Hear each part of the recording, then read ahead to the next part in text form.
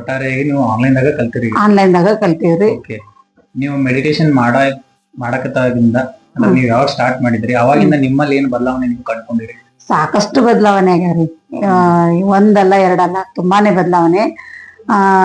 ಒಂದು ದಿನದಾಗನ ಬದಲಾವಣೆ ಆಗ್ತೈತ್ರಿ ಮೆಡಿಟೇಷನ್ ಏನು ಇದಕ್ಕೇನು ಸಮಯ ಬೇಕಾಗಿಲ್ಲ, ಒಂದು ದಿನದಾಗನ ನಾವು ಕಂಡ್ಕೊಂತೀವಿ. ಇದನ್ನ ಅನುಭವಿಸಿದವ್ರಿಗೆ ಗೊತ್ತ್ರಿ ಇದ್ರ ನಿಜವಾಗ್ಲು. ಸಿಹಿ ತಿಂದವ್ರಿಗೆ ಸಿಹಿ ಹೆಂಗ ಅದ್ರ ಬೆಲೆ ಗೊತ್ತು, ಹಂಗ ಮೆಡಿಟೇಷನ್ ಮಾಡಿದವ್ರಿಗೆನೆ ಅದ ನಮ್ಗ ಏನ್ ತೊಂದರೆ ಇತ್ತು, ನಾವ್ ಯಾವ ರೀತಿ ಅದನ್ನ ಕಂಡ್ಕೊಂಡಿವಿ, ಅದರಿಂದ ನಿರ್ವಾಣ ಹೊಂದಿದ್ವಿ ಅನ್ನೋದು ನಮಗ್ ಗೊತ್ತಾಗ್ತೈತಿ. ನಾನು ಅನಾರೋಗ್ಯ ಬಹಳ ಇತ್ರಿ, ನಂಗ ಥೈರಾಯ್ಡ್ ಇತ್ತು.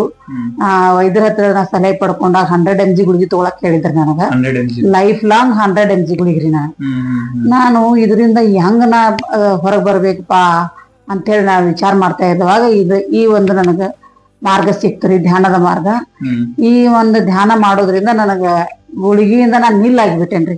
4 ವರ್ಷ ಆಯ್ತ್ರಿ ನನ್ಗ ಧ್ಯಾನ ಸಿಕ್ಕ. ಅವಾಗಿಂದ ನಾ ಒಂದು ಗುಳಿಗೆನೂ ತಗೊಂಡಿಲ್ರಿ, ಯಾವುದೇ ಖಾಲಿನೂ ಬಂದಿಲ್ಲ, ಒಂದು ಕೆಮ್ಮ ನೆಗಡಿ ಸಹಿತ ಬಂದಿಲ್ಲ, ಒಂದು ಇಂಜೆಕ್ಷನ್ ಇಲ್ಲ, ಒಂದು ಮಾತ್ರೆನೂ ಇಲ್ಲ ನನಗೆ.